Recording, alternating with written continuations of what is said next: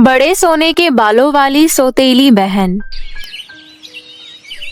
माँ, मेरे बाथरूम में शैम्पू की बोतल नहीं है, प्लीज बाथरूम में शैम्पू की बोतल रख दो। क्या बात है, मुझे नहीं पता था तुझे भी शैम्पू की जरूरत है। तुम ऐसा क्यों बोल रही हो वर्णिका? जाकर खुद को शीशे में देख ले, फिर तुझे मेरे जवाब की जरूरत नहीं पड़ेगी। ऐसा कहकर वर्णिका हंसते हुए वहाँ से चली जाती है। असल में अनामिका वर्णिका की सौतेली बहन थी। अनामिका की माँ की मृत्यु के बाद उसके पिता ने मिताली नाम की औरत से शादी कर ली थी और वर्णिका मिताली की ही बेटी थी।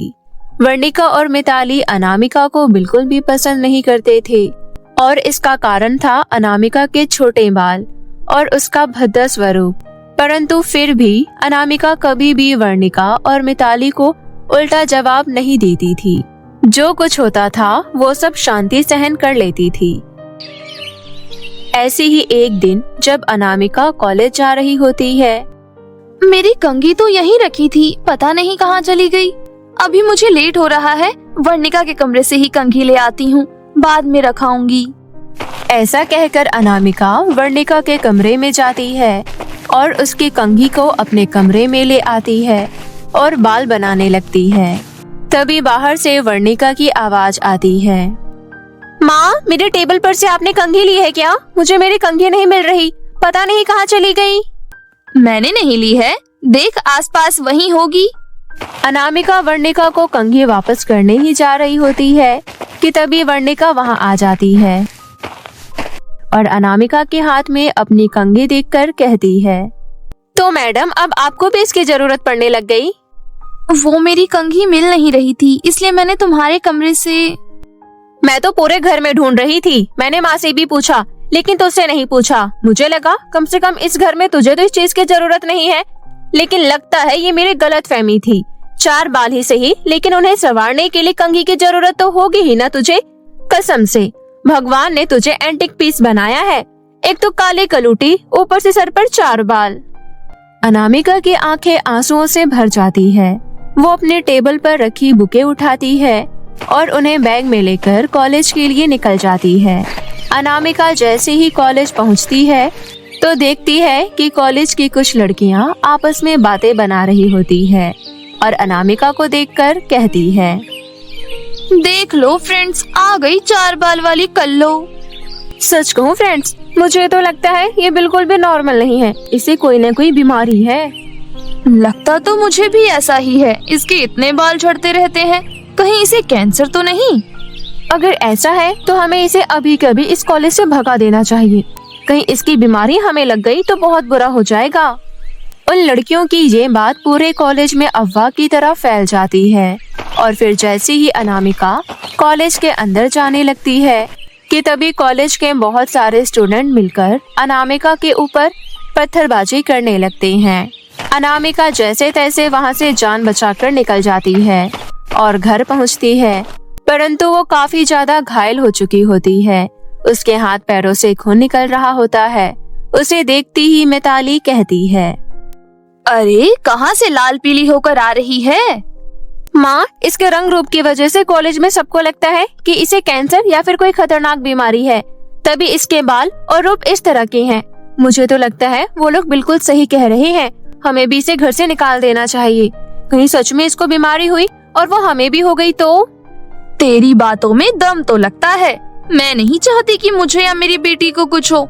चल वर्णिका, इसे धक्के मार कर इस घर से निकाल देते हैं। वैसे भी इसका बाप साल के 12 महीने में से 11 महीने तो घर से बाहर ही रहता है। अगर उसने आकर कुछ पूछा भी तो बोल देंगे खुद ही घर से भाग गई। क्या बात है माँ, आपका दिमाग तो गलत चीजों में भी सही चलता है। इसके बाद वो दोनों मिलकर अनामिका को धक्के मार के घर से बाहर निकाल देती हैं। इतनी चोटों के साथ अनामिका अब दर दर की ठोकरें खाने लगती है और फिर रात में एक घने से पेड़ के नीचे जाकर अपनी माँ को याद करते हुए सो जाती है। तभी अनामिका को उसकी माँ दिखाई देती है। माँ, आप कहाँ थी? मैंने आपका कितना इंतजार किया। माँ, ये दुनिया बिल्कुल भी अच्छी नहीं है, मुझे इस दुनिया में नहीं रहना। यहाँ लोग केवल बाहरी खूबसूरती देखते हैं। इंसान का मन कैसा है इसकी परवाह किसी को नहीं है। मुझे इस दुनिया में नहीं रहना, आप मुझे भी अपने पास बुला लो माँ। ऐसा नहीं कहती बेटा, और मैं यहाँ तेरी इस समस्या का समाधान लेकर ही आई हूँ।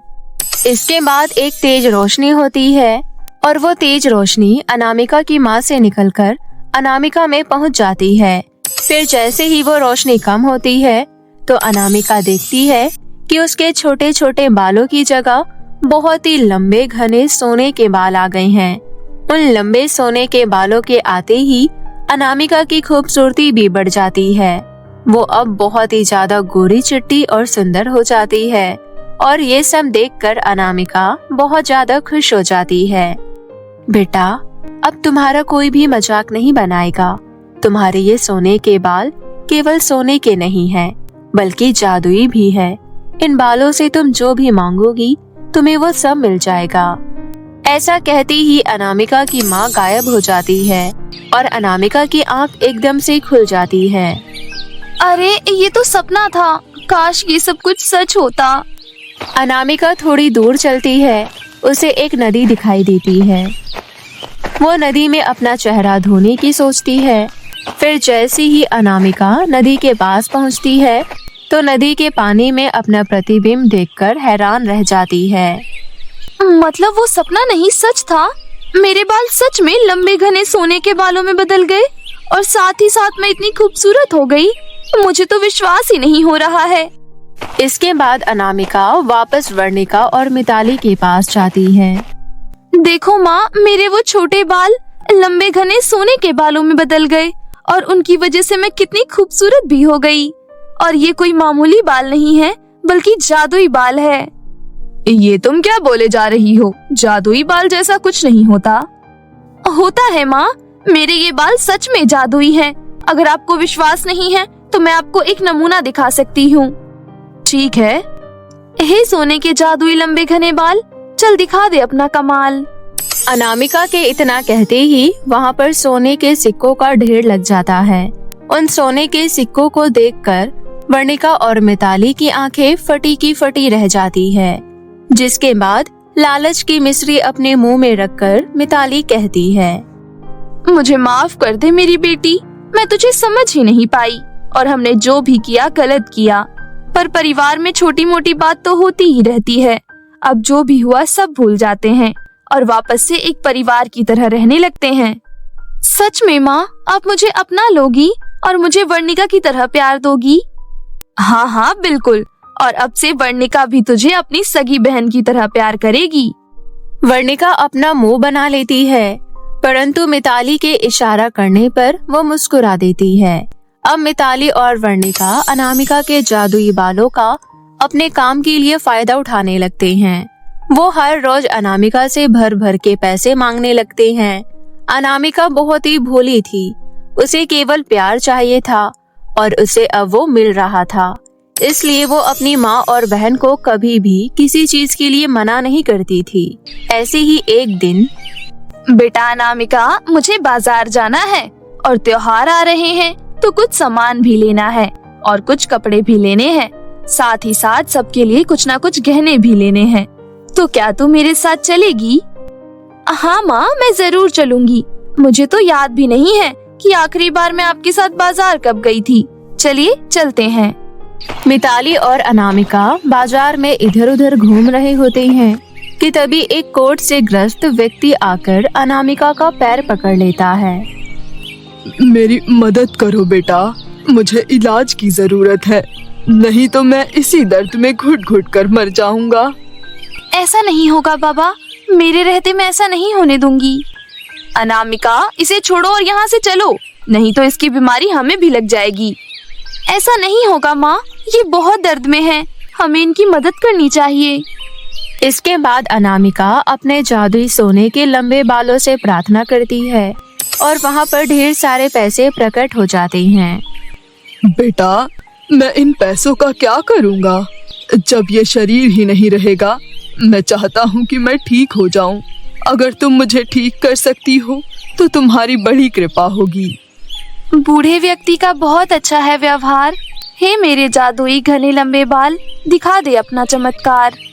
ऐसा कहते ही अनामिका के बालों से गंगा, यमुना और 7 अन्य पवित्र नदियों का पानी बहने लगता है। और जैसे ही वो पानी उस बूढ़े व्यक्ति पर पड़ता है, उस बूढ़े व्यक्ति का रोग ठीक हो जाता है और वो खुशी के मारे अनामिका को ढेर सारा आशीर्वाद देकर वहाँ से चला जाता है। अब अनामिका अपने सोने के लंबे बालों से हर किसी की मदद करने लगती है और हर कोई उसे प्यार करने लगता है। ये देखकर वर्णिका अंदर ही अंदर जलने लगती है। जिस लड़की को लोग पहले दूर से भी देखना पसंद नहीं करते थे, लोग आज उसके पास आकर उसे प्यार करते हैं, उसे प्रार्थना करते हैं जैसे कि वो कोई भगवान हो। मुझे जल्द ही कुछ करना होगा, नहीं तो किसी दिन ये सच में भगवान बन जाएगी।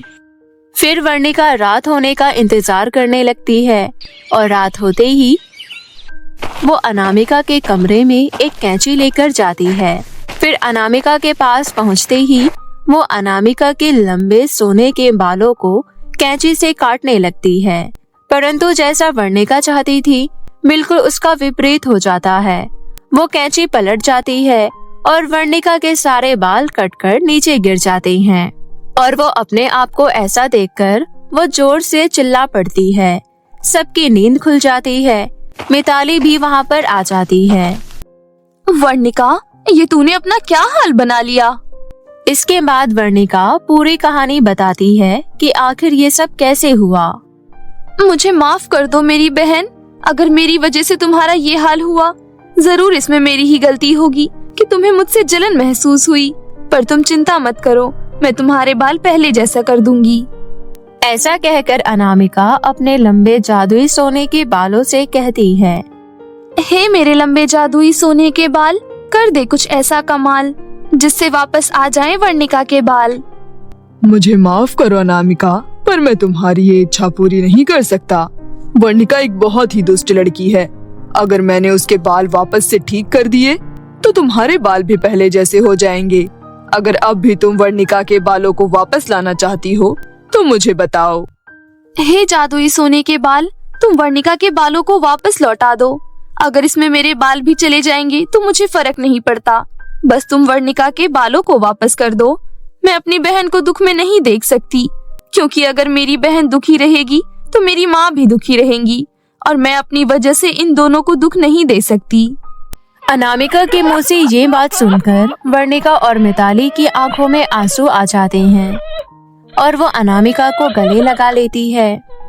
मैंने तुम्हारे साथ इतना बुरा किया, तुम्हें इतना कुछ सुनाया, यहाँ तक कि तुम्हारे सोने के लंबे बाल भी तुमसे छीनने की कोशिश की। इसके बाद भी तुम्हें मेरी परवाह है। सच में मैं बहुत ही दुष्ट हूँ, जिसने इतनी अच्छी बहन पाकर भी उसके साथ इतना बुरा बर्ताव किया। सच में वर्णिका बिल्कुल सही कह रही है। इतनी अच्छी बेटी पाकर भी मैंने उसके साथ इतना बुरा बर्ताव किया। मैं भी अपने किए पर बहुत शर्मिंदा हूँ। मुझे माफ कर दो अनामिका। और हाँ अनामिका, तुम्हें मेरे बालों की वजह से अपने ये सोने के बाल खोने की कोई जरूरत नहीं है। ये कटे हुए बाल ये मेरे किए की सजा है और तुम चिंता मत करो, मेरे बाल समय के साथ वापस आ जाएंगे। इसके बाद बहुत समझाने पर अनामिका वर्णिका की बात मान जाती है और धीरे धीरे वर्णिका के बाल वापस आने लग जाते हैं। पर उस दिन के बाद से वर्णिका और मिताली अब अनामिका को पैसों के लिए नहीं बल्कि सच में अपना बनाकर रखने लगते हैं और उसे एक माँ और बहन का प्यार देने लगते हैं। सिंड्रेला परी की अत्याचारी सौतेली माँ। बहुत समय पहले की बात है। परीलोक में भानुपुर नाम का एक सुंदर सा राज्य था। उस राज्य के राजा पृथ्वीराज और रानी मायावती बहुत ही नेक और दयालु थे। परीलोक की सभी परियां राजा और रानी से बहुत प्रेम करती थी। राजा पृथ्वीराज और रानी मायावती अक्सर राज्य के आसपास के गांव में जाया करते और परियों से बात करके उनकी परेशानियों का हल करते। वो दोनों अपने राज्य कोष में रखे खजाने का प्रयोग उनकी परेशानियों को हल करने में किया करते थे। दूर दूर तक परीलोक के राजा और रानी की जय जयकार थी। परियों के राजा रानी के पास धन दौलत की कोई कमी नहीं थी, लेकिन उनका राजमहल कई वर्षों से सूना था। उन दोनों की कोई संतान नहीं थी। रानी परी मायावती इस बात से बहुत परेशान रहती थी और भगवान से दिन रात सिर्फ एक ही प्रार्थना करती थी, भगवान आपने मुझे सब कुछ दिया है, लेकिन माँ बनने का सुख अभी तक नहीं दिया है। हे भगवान मेरी सूनी गोद को भर दो। रानी परी, भगवान पर भरोसा रखो, वो एक न एक दिन हमारी प्रार्थना जरूर सुनेंगे। ये कहते हुए राजा पृथ्वीराज रानी परी मायावती को दिलासा देने लगे। ऐसे ही कुछ महीने बीत गए। एक दिन की बात है, रानी परी बगीचे में टहल रही थी। तभी रानी परी मायावती ने देखा कि एक चील घायल छोटी चिड़िया की ओर बढ़ रही थी। ये देख रानी परी बोली, अरे ये चील तो छोटी चिड़िया को खा जाएगी, मुझे छोटी चिड़िया को बचाना होगा। रानी परी एक डंडे की सहायता से चील को डराने लगी और वो चील डरकर वहां से भाग गई। रानी परी ने उस छोटी सी चिड़िया को अपने हाथों में उठा लिया। फिर वो नन्ही सी चिड़िया बोली, रानी परी आपका बहुत बहुत शुक्रिया, आपने मेरी जान बचाई। अरे इसमें शुक्रिया की कोई बात नहीं है। रानी परी आपने मेरी जान बचाई है, भगवान को आपकी सारी इच्छा पूरी हो जाए।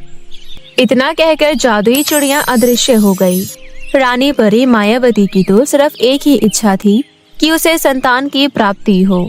जादुई चिड़िया के कहे अनुसार रानी परी की मनोकामना पूरी हो गई और वो गर्भवती हो गई। राजा पृथ्वीराज को जब रानी परी ने गर्भवती होने की बात कही तो वो खुशी के मारे नाचने लग गए। रानी परी, मैंने आपसे कहा था ना कि भगवान हमारी खाली झोली जल्द ही खुशियों से भर देंगे। इस तरह से राजा पृथ्वीराज और रानी परी माता पिता बनने की खुशी में बहुत खुश थे। फिर कुछ महीनों बाद रानी परी ने एक प्यारी सी बेटी को जन्म दिया। उस समय पूरा परिलोक खुशी के मारे झूम उठा। पूरे परिलोक में उत्सव जैसा माहौल था। महल के बाहर राजा रानी को बधाई देने के लिए सभी परियां इकट्ठी हो गई। राजा पृथ्वीराज ने पिता बनने की खुशी में पूरे परिलोक में सोने के सिक्के बांटे। सभी ने राजा रानी और प्यारी सी राजकुमारी को ढेर सारी बधाइयां दी। राजा पृथ्वीराज और रानी परी की बेटी दिखने में बहुत सुंदर थी। झील सी नीली आंखें और सुनहरे बाल उसकी सुंदरता को चार चांद लगाते थे। इसलिए उन्होंने अपनी बेटी का नाम सिंड्रेला रखा। धीरे धीरे वक्त बीतने लगा। अब राजकुमारी सिंड्रेला परी 5 वर्ष की हो गई थी। एक दिन राजकुमारी सिंड्रेला परी ने अपनी माँ रानी परी से पहाड़ों पर घूमने जाने की जिद की। रानी परी अपनी बेटी सिंड्रेला परी को पहाड़ों पर घुमाने ले गई। राजकुमारी सिंड्रेला परी बहुत ही नटखट थी। पहाड़ों पर पहुंचकर राजकुमारी सिंड्रेला परी रानी परी से बोली, माँ चलो ना आँख में चोली खेलते हैं, बहुत मजा आएगा। मैं आपकी आँख में पट्टी बांध देती हूँ, आप मुझे ढूंढना। अच्छा ठीक है मेरी प्यारी सी राजकुमारी सिंड्रेला परी। उसके बाद राजकुमारी सिंड्रेला परी ने रानी परी की आंखों पर पट्टी बांधी। फिर रानी परी अपनी बेटी सिंड्रेला परी के साथ खेलने लगी। तभी अचानक रानी परी का पैर फिसला और वो पहाड़ से नीचे जा गिरी। लेकिन भाग्यवश उन्होंने पहाड़ से निकली एक छोटी सी टहनी को पकड़ लिया। आह! बचाओ मुझे, बचाओ, मैं पहाड़ से नीचे गिर जाऊंगी। ये कहते हुए रानी परी जोर जोर से मदद के लिए पुकारने लगी।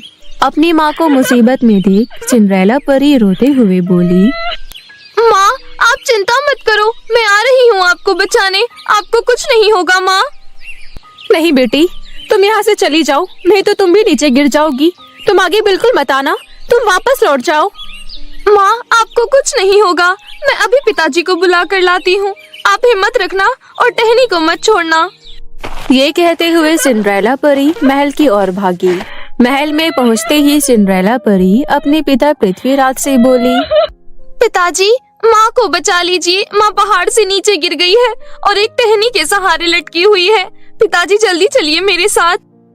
ये तुम क्या कह रही हो सिंड्रेला? सिंड्रेला परी रोते हुए अपने पिता पृथ्वीराज को सारी बात बताती है कि किस तरह से उसकी माँ पहाड़ से नीचे गिर गई। बेटी तुम यहीं रुको, मैं अभी अपने कुछ सैनिकों को लेकर वहाँ पहुँचता हूँ। इतना कहकर राजा पृथ्वीराज अपने कुछ सैनिकों को लेकर पहाड़ पर पहुँचे। राजा पृथ्वीराज ने अपनी पत्नी रानी परी मायावती को पहाड़ पर हर जगह ढूंढने की बहुत कोशिश की, लेकिन बहुत समय बीत जाने के बाद भी रानी परी मायावती का कुछ पता नहीं चला। फिर निराश होकर राजा पृथ्वीराज महल वापस लौट आए। अपने पिता को वापस अकेला लौटते हुए देख सिंड्रेला परी रोते हुए बोली, पिताजी, माँ कहाँ है? आप कुछ बोलते क्यों नहीं हो? आप अपने साथ माँ को लेकर क्यों नहीं आए? राजा पृथ्वीराज अपनी बेटी सिंड्रेला परी के सवालों का जवाब नहीं दे पाता और उदास होकर अपने कक्ष में चला जाता है। रानी परी मायावती के अचानक इस तरह चले जाने के गम से पूरे परिलोक में अचानक उदासी का माहौल छा जाता है। राजा पृथ्वीराज ने अपनी प्रजा के हित और अपनी नन्ही सिंड्रेला परी के लिए अपने आप को जैसे तैसे करके संभाल लिया, लेकिन सिंड्रेला परी का रो रो कर बुरा हाल था। ना वो ढंग से खाना खाती और ना ही हंसती बोलती थी। सिंड्रेला परी बस अपनी माँ को याद करके रोती रहती थी। माँ, तुम मुझे छोड़कर कहाँ चली गई? लौट आओ ना माँ, मुझे आपके हाथों से खाना खाना है। आ जाओ ना माँ, तुम कहाँ छुप गई हो? ये कहते हुए राजकुमारी सिंड्रेला परी रोते हुए बिना कुछ खाए सो गई। अपनी बेटी को ऐसी हालत में देख राजा पृथ्वीराज ने काफी सोच विचार कर दूसरी शादी करने का फैसला किया। फिर कुछ दिनों बाद राजा पृथ्वीराज ने मालती नाम की परी से दूसरा विवाह रचाया और उसे महल ले आए। फिर राजा पृथ्वीराज अपनी बेटी सिंड्रेला से मालती परी का परिचय कराते हुए बोले, बेटी सिंड्रेला, ये आपकी नई माँ है। आज से ये आपका ध्यान रखेगी। नन्ही सिंड्रेला परी खुश होते हुए बोली, सच में पिताजी, नई माँ मुझे अपने हाथों से खाना खिलाएगी ना? तभी मालती परी सिंड्रेला परी के सिर पर हाथ फेरते हुए बोली, हाँ हाँ, क्यों नहीं, मैं तुम्हें अपने हाथों से स्वादिष्ट स्वादिष्ट पकवान बनाकर खिलाऊंगी। मेरी राजकुमारी सिंड्रेला, मैं तुम्हारा अच्छे से ख्याल रखूंगी। मालती परी की ये बातें सुनकर राजा पृथ्वीराज अपने राजपाट के काम में व्यस्त हो गए। वहीं कुछ दिनों तक मालती परी ने राजकुमारी सिंड्रेला परी के साथ बहुत अच्छा व्यवहार किया, लेकिन धीरे धीरे उसने अपना असली रंग दिखाना शुरू कर दिया। अब वो राजकुमारी सिंड्रेला परी को ना तो समय पर खाना देती और ना ही उसका ध्यान रखती। वो बस पूरा दिन राजकुमारी सिंड्रेला परी को बेवजह डांटती ही रहती थी। इतना ही नहीं, वो नन्ही सिंड्रेला से अपने पाँव भी दबवाया करती थी। एक दिन राजकुमारी सिंड्रेला परी अपनी सौतेली माँ की शिकायत करने अपने पिता के पास पहुँची। तभी मालती परी वहाँ आ पहुँची और बोली, देखिए ना, आपकी बेटी कितनी शरारती हो गई है। मेरी एक भी बात नहीं मानती, बस सारा दिन उधम मचाती रहती है। इसकी वजह से मैं आराम भी नहीं कर पाती हूँ। लेकिन पिताजी, नई माँ तो। मुझे मालूम है सिंड्रेला कि तुम बहुत ही चंचल हो, लेकिन अब तुम बड़ी हो रही हो। तुम नई माँ का कहना क्यों नहीं मानती? वो जो भी कहती हैं तुम्हारे भले के लिए ही कहती हैं, इसलिए अब तुम्हारी कोई शिकायत नहीं आनी चाहिए। अच्छा, मैं चलता हूँ। दरबार में मंत्रीगण मेरा इंतजार कर रहे हैं। बाकी बातें हम बाद में करेंगे। राजा पृथ्वीराज के जाने के बाद मालती परी ने सिंड्रेला परी को गुस्से से खींचकर एक चांटा मारा। खबरदार, आज के बाद मेरे बारे में अगर अपने पिता से कुछ भी कहने की कोशिश की तो मैं तुम्हें छोड़ूंगी नहीं। आप कैसी माँ हो? पिताजी तो कहते थे आप मेरा अच्छे से ख्याल रखोगी, लेकिन आप तो बहुत बुरी हो। मेरी माँ मुझे कभी नहीं मारती थी और मुझे अपनी जान से भी ज्यादा प्यार करती थी। अगर मुझसे गलती हो भी जाती थी तो वो मुझे माफ कर देती थी। माँ, कहाँ हो तुम? तुझे अपनी माँ की बहुत याद आती है ना? हाँ, मुझे अपनी माँ की बहुत याद आती है। वो आपके जैसी बिल्कुल भी नहीं थी। अगर ऐसा है तो मैं तुझे भी तेरी माँ के पास पहुँचा देती हूँ। वहाँ तुझे तेरी असली माँ का प्यार मिल जाएगा, लेकिन उसके लिए तुझे मरना पड़ेगा। आज मैं तेरा काम तमाम ही कर देती हूँ। ये कहती ही मालती परी सिंड्रेला परी को मारने के लिए जैसे ही आगे बढ़ी, तभी उसे एक औरत की आवाज आई। वो औरत कोई और नहीं बल्कि सिंड्रेला परी की असली माँ मायावती थी। उसने अपने चेहरे को कपड़े से ढक रखा था। मेरे होते हुए राजकुमारी सिंड्रेला परी का बाल भी बांका नहीं होने दूंगी। कौन हो तुम और तुम्हारी इतनी हिम्मत कि तुम मुझसे जुबान लड़ा रही हो? तभी रानी परी मायावती ने अपने चेहरे से कपड़ा हटा दिया। उसे देख राजकुमारी सिंड्रेला परी खुश होते हुए बोली, माँ, आप आ गई।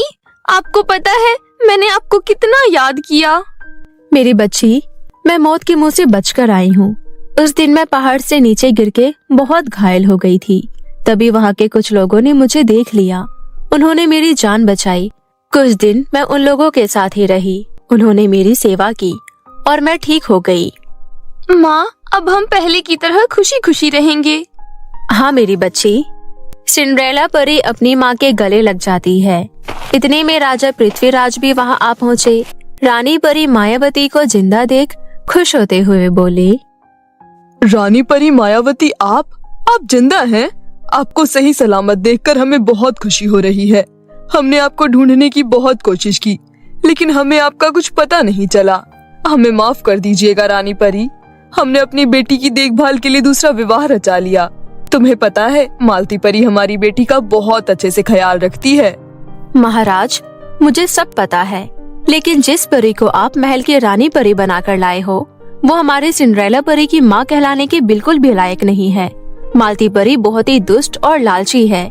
इसने परीलोक को हड़पने के लिए आपसे दूसरी शादी की है।